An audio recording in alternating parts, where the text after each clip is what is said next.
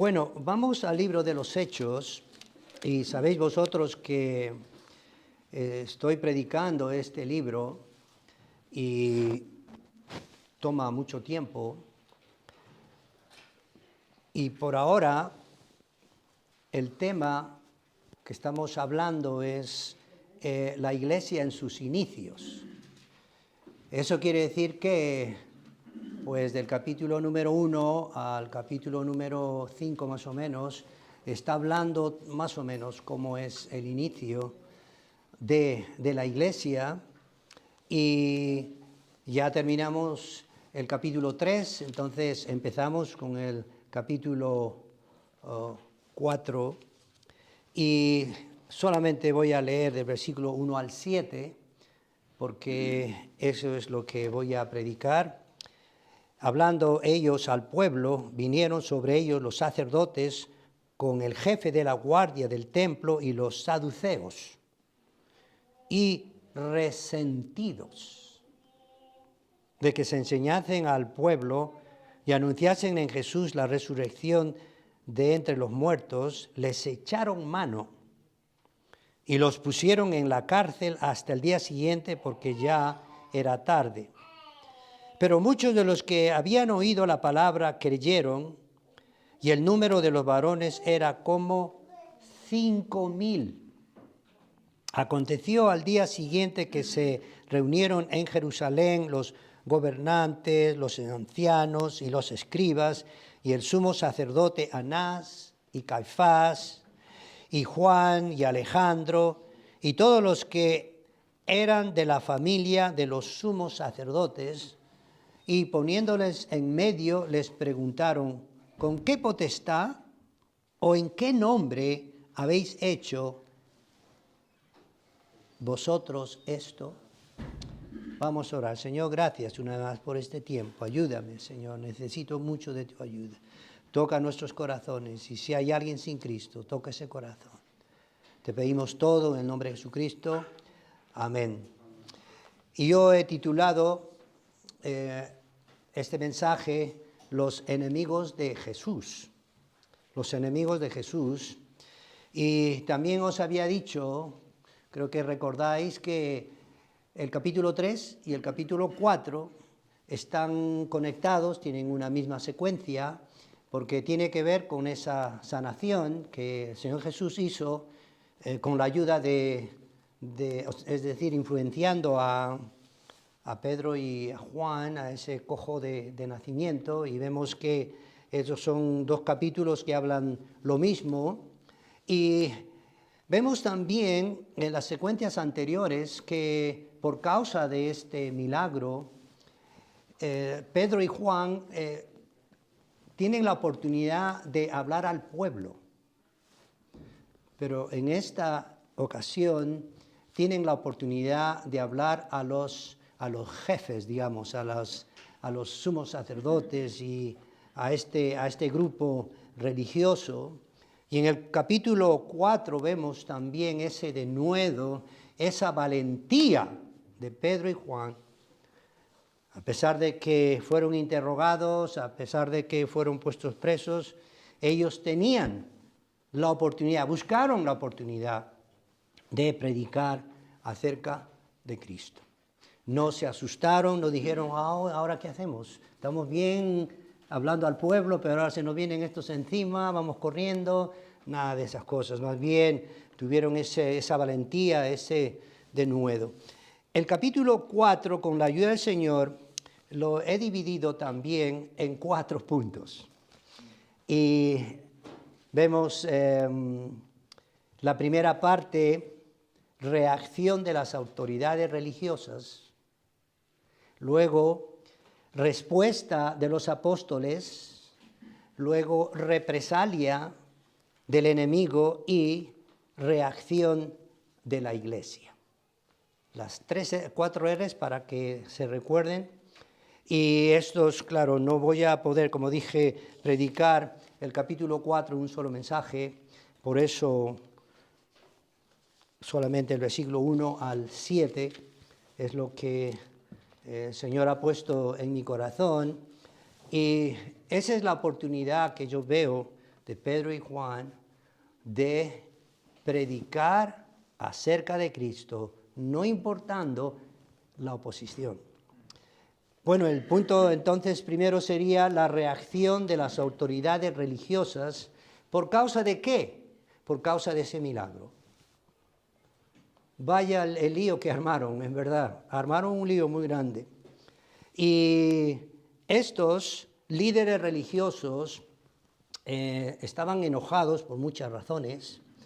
Estos tenían sobreentendido que ellos eran la autoridad y que todo lo que se haga sea a través de ellos, y ellos querían prevalecer su enseñanza y que la gente sepa que ellos son celosos de Dios, muy celosos de Dios. Y vosotros sabéis que el celo religioso es muy peligroso, porque personas con esa actitud empiezan a perseguir, empiezan a odiar e inclusive a matar a las personas por ese celo religioso, y lo estamos viviendo nosotros estos días.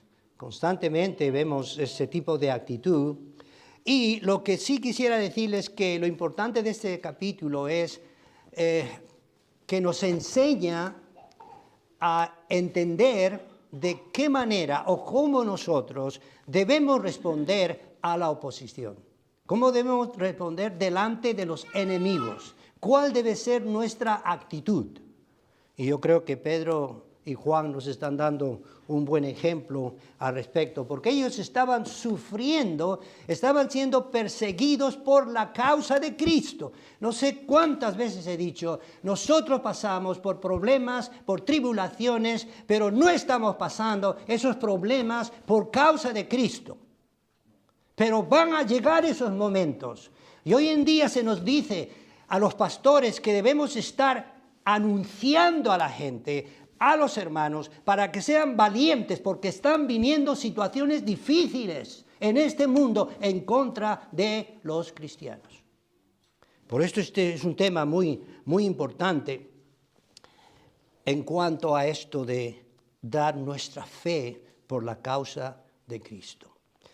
Vemos, en cuanto a Jesús se refiere, ahí el versículo 1 y 2 del capítulo 4 dice: hablando ellos al pueblo, ya se pueden imaginar, tranquilos, están hablando al pueblo, vinieron sobre ellos, es como saltaron sobre ellos, vinieron sobre ellos los sacerdotes con el jefe de la guardia del templo y los saduceos, resentidos de que se enseñasen al pueblo y anunciasen en Jesús la resurrección entre los muertos. También tenemos que darnos cuenta, y lo hemos dicho muchas veces, y vosotros lo sabéis, que el nombre de Jesús es causa de mucha controversia en el mundo incrédulo. Controversia. Y en el mundillo religioso también. Porque escuchas a grupos religiosos que están hablando sobre Jesús, pero terminan negando su deidad, terminan negando su poder redentor, terminan negando su resurrección. Entonces tenemos que tener cuidado por esto. Y claro, lo que veo yo aquí en el versículo 1, veo esa interrupción brusca. Porque dice, hablando ellos al pueblo, vinieron muy amigablemente, ¿verdad? Mira, tenemos que decirle, respetamos a ustedes, la manera como están hablando. No. Dice, vinieron sobre ellos los sacerdotes con el jefe de la guardia del templo y los saduceos. Y aquí empieza el conflicto. Aquí vemos la apariencia inesperada del enemigo. No solamente del jefe de la guardia del templo hubiese sido suficiente. Ahí viene el jefe, ¿verdad?, de la guardia del templo y les habla. No. Sino tenía que venir más gente todavía. Los sacerdotes y los saduceos. Y el jefe de la guardia del templo era muy celoso en que todo se haga bien, que no haya problemas. Y eso lo vemos pues también la manera como actuaban ellos en el capítulo 5, versículo 24 y 26, que ellos, los jefes, son muy haciendo su trabajo. Y en resumidas cuentas, mirando el libro de los Hechos, vemos a un grupo religioso, digamos, autoritario en contra de Jesús. Los sacerdotes, que en todo el libro se repite 14 veces. Los saduceos se repite 5 veces. Los escribas 22 veces. Los ancianos del pueblo 23 veces. Y claro, como dice aquí, el versículo 1 y la última parte dice, y los saduceos. ¿Quiénes son estos? Los saduceos. Era un grupo político, religioso, aristocrático que estaban opuestos a los fariseos en cuanto a la resurrección, y tampoco ellos no creían en los ángeles. Y en una oportunidad, Juan el Bautista, tanto a los fariseos como a los saduceos, les dijo, generación de víboras. Eso está en Mateo 3:7, como el Señor Jesús dijo también a esta gente, generación de víboras. Leyendo el versículo 2, dice, resentidos de que se enseñasen al pueblo y anunciasen en Jesús la resurrección de entre los muertos. Resentidos. Para mí me llama la atención esa palabra. ¿No habéis experimentado estar resentido alguna vez vosotros? Y resentido se manifiesta cuando uno se siente disgustado de algo que no es de su agrado. Eso es lo que dice el diccionario. Es la continuación de un sentimiento negativo, y esto puede llevar fácilmente al desprecio, al odio y rencor, que no debe existir entre hermanos esto. Hoy en día hay gente resentida por lo que decimos y por lo que hacemos. Tened cuidado con esto, que se han resentido, que estamos predicando de Cristo, se han ofendido. Eso es lo que vemos nosotros. Y claro, yo me pregunto, ¿resentidos de qué? Vamos a analizar. ¿Resentidos de qué? Pedro y Juan no estaban haciendo nada malo. El cojo de nacimiento había sido sanado por la mano de Dios. Vamos a ver, ahora vamos a estar mucho viendo la Biblia, pero solamente lo que está delante de nuestras narices. El libro de los Hechos, y vemos el capítulo número 3, el versículo número 8. Y saltando se puso en pie y anduvo y entró con ellos en el templo, andando y saltando y alabando a Dios. ¿Estaban resentidos de eso? ¿Resentidos de qué? Resentidos, podríamos decir también nosotros, por la manera en que se realizó el milagro. El capítulo 3, el versículo 6 y 7, mas Pedro dijo, no tengo plata ni oro, pero lo que tengo te doy, en el nombre de Jesucristo de Nazaret, levántate y anda. Resentidos por la resurrección del Señor Jesús, porque eso es lo que estaban predicando. Y resentidos porque el pueblo había sido testigo del milagro. Capítulo 3, nuevamente, el versículo número 9. Y todo el pueblo le vio andar y alabar a Dios. Y le reconocían que era el que se sentaba a pedir limosna a la puerta del templo, la hermosa, y se llenaron de asombro y espanto por lo que le había sucedido. Se refiere al pueblo. Y teniendo asidos a Pedro y a Juan, el cojo que había sido sanado, todo el pueblo, atónito, concurrió a ellos en el pórtico que se llama Salomón. ¿Resentidos de qué? Resentidos de que se utilizó el nombre de Jesús. Capítulo 4, el versículo número 10, sea notorio a todos vosotros y a todo el pueblo de Israel que en el nombre de Jesucristo de Nazaret, a quien vosotros crucificasteis y a quien Dios resucitó de los muertos, por él este hombre está en vuestra presencia sano. Resentidos, ¿por qué? Por la relación que tenía Pedro y Juan con el Señor Jesús. Resentidos por el denuedo de Pedro y de Juan.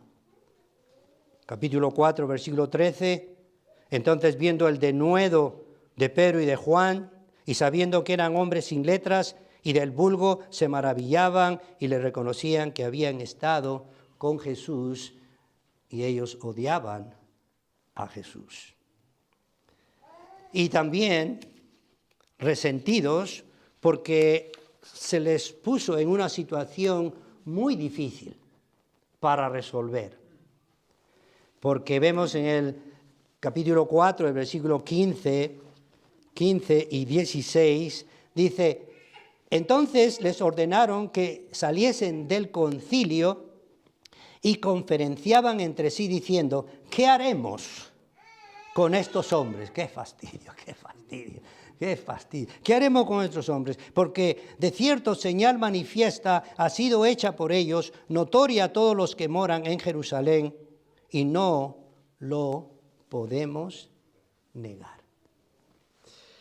Bueno, enseguida de esta interrupción brusca viene entonces el encarcelamiento. Vemos el versículo 3, y les echaron mano y los pusieron en la cárcel hasta el día siguiente, porque ya era tarde. Esta es la manera más cobarde de actuar. Tienes el poder, no te gusta la gente, ¿verdad?, que te está fastidiando, pues haz lo que quieras con esa gente que no te cae bien. Esa era la actitud de ellos. Eso se llama también abuso de poder. Y muchas veces nosotros sabemos de eso, abuso de poder. Estos fueron muy prepotentes y la actitud fue brusca en contra de estos dos apóstoles. Y esta es la actitud de los enemigos del Señor Jesús. Esto hacían constantemente. Podemos ir al capítulo 5. Vamos a dar una repasita muy fácil. 5:18. Dice: y echaron mano a los apóstoles y los pusieron en la cárcel pública. Así de fácil. Así lo hacían. Capítulo 6, versículo 12. Y soliviantaron, que quiere decir alborotaron, al pueblo, a los ancianos y a los escribas, y arremetiendo, le arrebataron y le trajeron al concilio. Y vemos también el capítulo 8, el versículo 3, lo que Saulo de Tarso hacía. Y Saulo asolaba la iglesia y entrando casa por casa, arrastraba a los hombres y a mujeres y los entregaba en la cárcel. Esa era la actitud que ellos actuaban. Ahora, quiero decirles algo, por favor, que quiero destacar, yendo al capítulo 4. Espero que habéis prestado atención. Escuchad esta pregunta: ¿qué es la cosa admirable que sucedió, además de la sanación de ese cojo de nacimiento? El versículo 4 dice: pero muchos, no dice pocos, pero muchos de los que habían oído la palabra, que es la palabra de Dios, creyeron. Y el número de los varones era como 5,000. Como 5,000. Quizás sin contar mujeres y niños. Esto es la manifestación de la mano del Señor en una manera admirable. Y es un contraste asombroso. Porque por un lado, los enemigos están atacando, están en contra de Pedro y Juan, y por otro lado, el Señor está obrando un gran milagro. Así es el Señor, así es el Señor. Entonces nosotros no debemos acobardarnos en situaciones difíciles. Qué fácil es, pero no debemos hacerlo. Aún en momentos de persecución, Dios sigue mostrando su ayuda. Y Dios sigue mostrando sus propósitos y su amor y su perdón. Por eso vemos aquí que este fue un milagro grande de salvación. Esta gente que se convirtió había estado escuchando la palabra de Dios y la palabra de Dios tiene poder. Yo recuerdo, a medida que iba escuchando la palabra del Señor, llegó un momento en que dije, basta, Señor, tu palabra es poderosa. Sé mi condición horrible de pecado y fue la palabra que tocó mi corazón. El Evangelio es poder de Dios. En Romanos 1:16, porque la palabra de la cruz, eso es en otro versículo, perdón, pero es poder, el Evangelio tiene poder. Y en 1 Corintios 1:18 dice, porque la palabra de la cruz es locura a los que se pierden, pero a los que se salvan, es decir, a nosotros, es poder de Dios. Hebreos 4:12, pues vamos a Hebreos 4:12, ya lo sabemos, seguro se puede repetir de memoria. Hebreos 4:12 dice de esta manera, porque la palabra de Dios es viva y eficaz y más cortante que toda espada de dos filos y penetra hasta partir el alma y el espíritu, las coyunturas y los tuétanos y discierne los pensamientos y las intenciones del corazón. Eso es lo maravilloso de la palabra de Dios. También os voy a decir lo que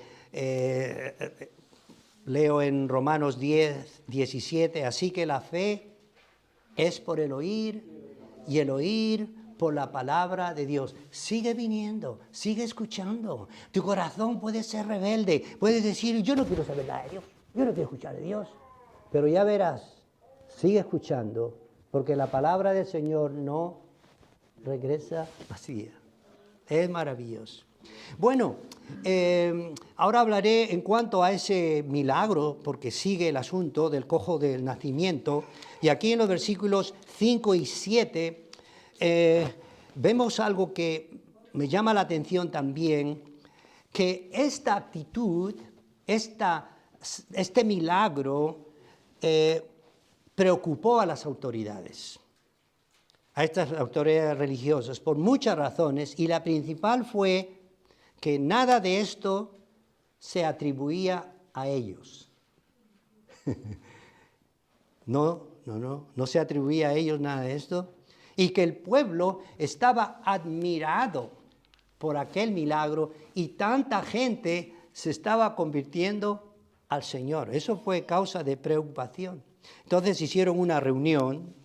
El versículo número 5, estamos en Hechos capítulo 4, ahora el versículo número 5, aconteció al día siguiente que se reunieron en Jerusalén más personas, los gobernantes, los ancianos y los escribas.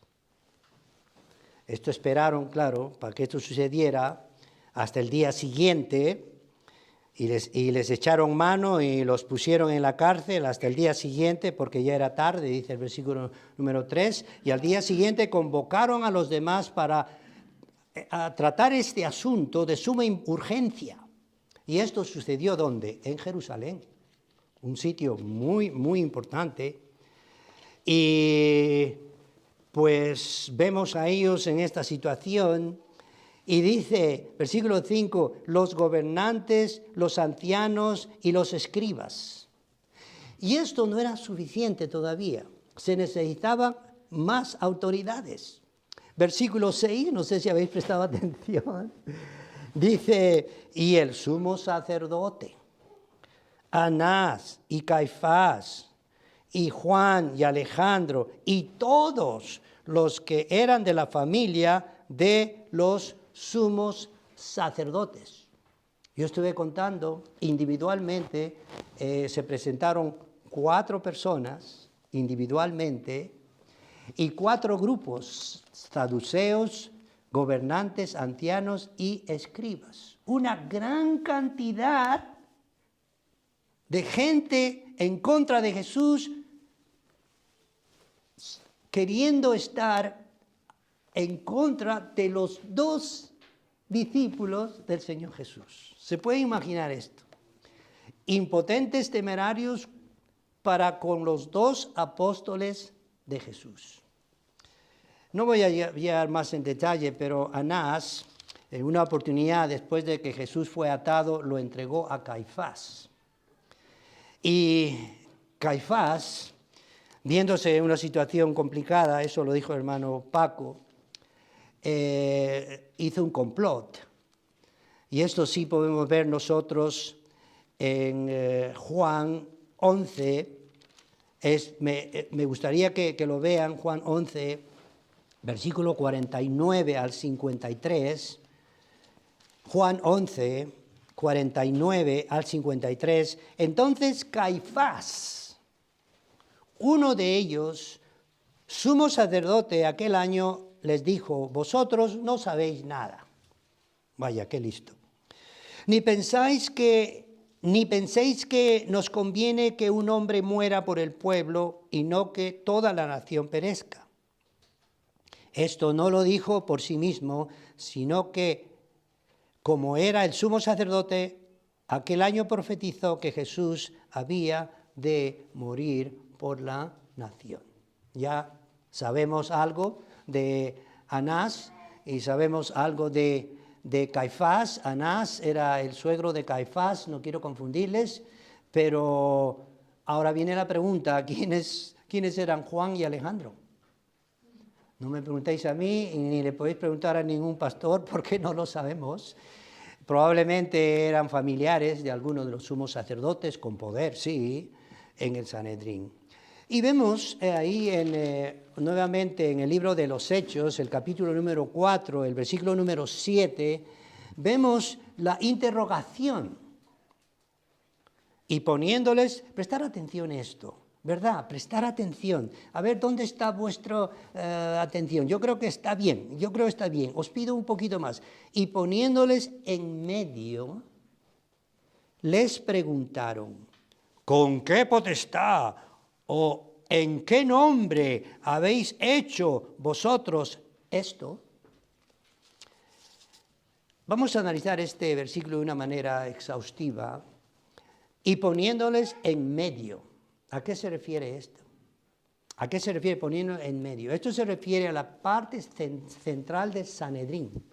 Estaban ahí todos rodeados y en el Sanedrín había una parte central donde las personas que estaban ahí podían defender su causa o podían hablar lo que ellos querían hablar. Y entonces estar en el medio significaba un lugar adecuado para ver a los que hablaban o defendían su causa.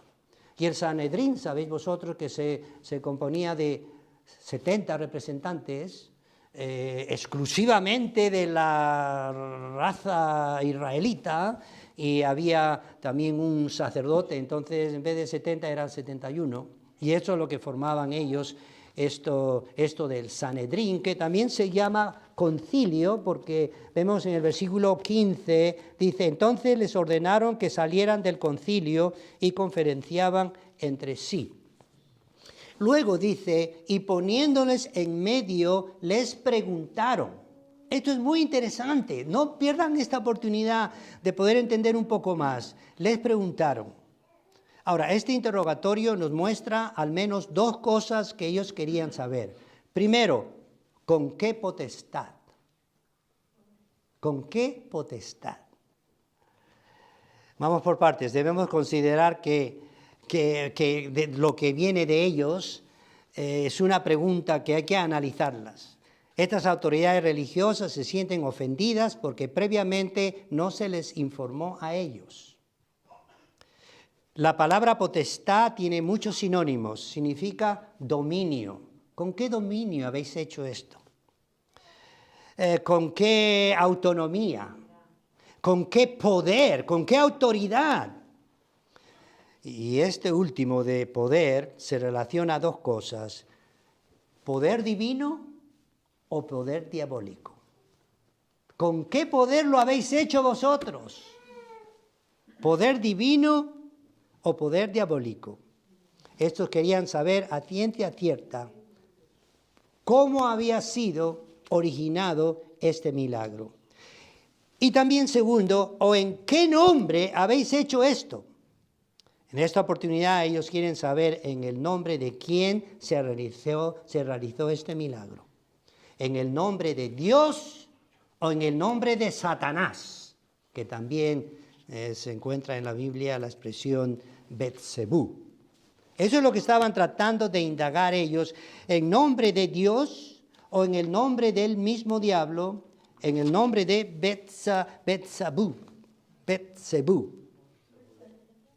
Sin ninguna duda, la maldad de ellos les llevaba a entender que lo que habían hecho, tanto Pedro como Juan, era por la mano del mismo diablo. Eso es lo que ellos estaban tratando de decir, era la maldad de pensar en ellos. Pero lo habían hecho en el nombre de Jesús, habían hecho este milagro del cojo de nacimiento en el nombre de Jesús.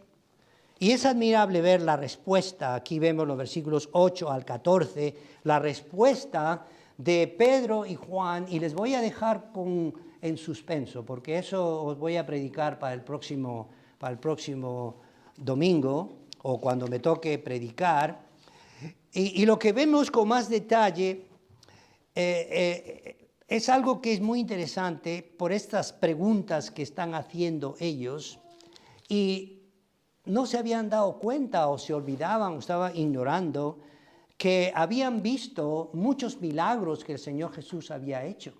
Estos enemigos fueron testigos de tantos milagros que se realizó por el Señor Jesús. Un ejemplo, cuando el Señor Jesús sanó a 2 ciegos de nacimiento, los fariseos decían, por el príncipe de los demonios, echa fuera los demonios. Esto está en Mateo 9:34. Por esta razón, el Señor Jesús dijo a sus discípulos lo siguiente, y esto podemos ver en Mateo 10:25, que está ahí, y dice, el Señor Jesús dijo, bástale al discípulo ser como su maestro y al siervo como su señor. Si al padre de familia llamaron Betzebú, cuánto más a los de su casa. Una gran lección para aprender. Por cierto, los cristianos de aquella vez no eran bien reconocidos, bien vistos por las autoridades religiosas, y estos no querían saber nada de ellos, no querían que enseñen nada de Jesús, no querían escuchar el nombre de Jesús, no querían nada al respecto, porque eran enemigos de la causa de Cristo. Y ¿cuántas veces se repite aquí en el capítulo 4, el versículo 7, dice, y poniéndoles en medio le preguntaron, ¿con qué potestad o en qué nombre? ¿O en qué nombre? Versículo 17 dice, sin embargo, para que no se divulgue más entre el pueblo, amenacémosles para que no hablen de aquí en adelante a hombre alguno en este nombre. Versículo número 18, y llamándolos les intimaron que en ninguna manera hablasen ni enseñasen en el nombre de Jesús. Tenían mucho odio al respecto. Odiaban a Jesús y no querían saber nada del Señor Jesús. Ahora, ¿cuál debe ser nuestra actitud? Porque esto es lo que quiero enfatizar. Frente a la persecución por la causa de Cristo. ¿Salir corriendo? ¿Tener temor? ¿Rendirnos a las autoridades religiosas o a cualquier autoridad? ¿Así vamos a actuar nosotros? ¿Qué pasó con los discípulos del Señor Jesús cuando vieron al Señor Jesús crucificado? Salieron corriendo, le dejaron solo. Y eso no es una excusa, ¿eh? Qué fácil, ¿verdad? Bueno, si los discípulos del Señor Jesús hicieron, pues nosotros a salir corriendo también. No, de ninguna manera. ¿Cuál debe ser nuestra actitud frente a la persecución por la causa de Cristo? No debemos acobardarnos, Debemos seguir adelante y os voy a mostrar versículos que nos van a ayudar a nosotros a cómo actuar. Mateo 10, del 19 al 20, escuchar esto. Mas cuando os entreguen, eso puede ser posible, ¿eh? No os preocupéis por cómo o qué hablaréis, porque en aquella hora os será dado lo que habéis de hablar. ¡Qué consuelo más grande! Luego, Lucas capítulo 11, del 11 al 12, leemos también algo que es muy interesante.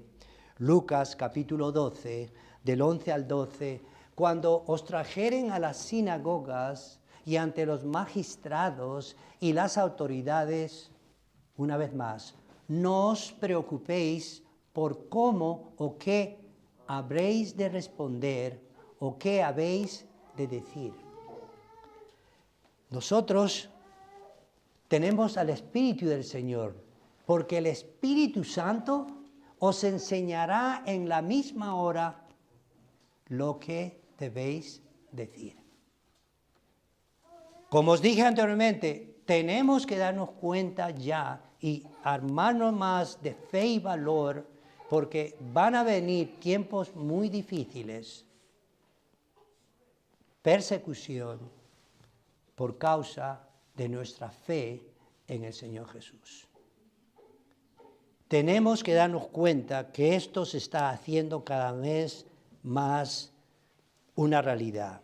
Todos nosotros debemos saber de antemano que la persecución a la iglesia está viniendo en una manera galopante.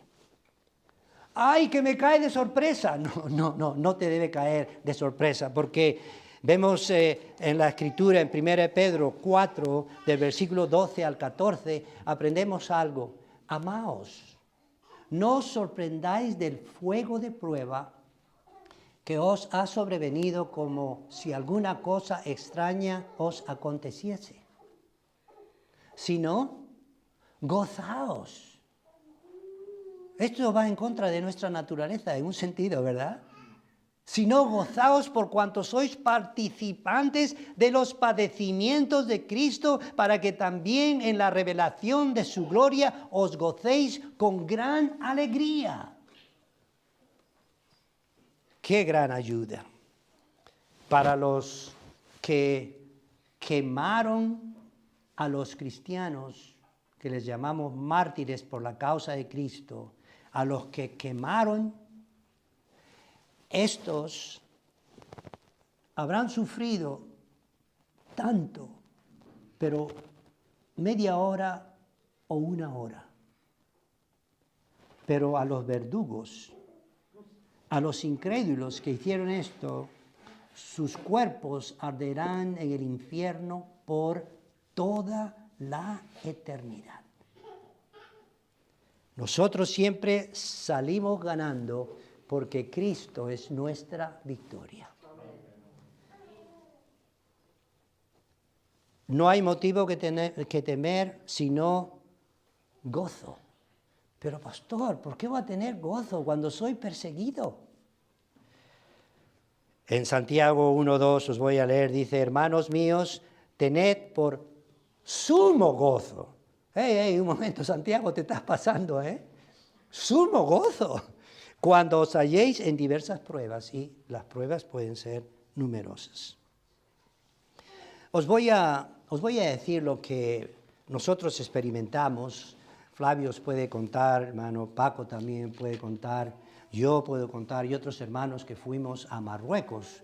No sé si fueron hace 4 años atrás, no recuerdo bien, pero fuimos a ¿cómo se pasa el tiempo? 6 años atrás fuimos ahí y llevamos Biblias, cada uno en las maletas, lo que podíamos, y a las finales habían como 1000 o no menos, no sé cuántas, 600 Biblias o algo así, que entramos y fuimos a la casa del misionero y pusimos las Biblias ahí, y el misionero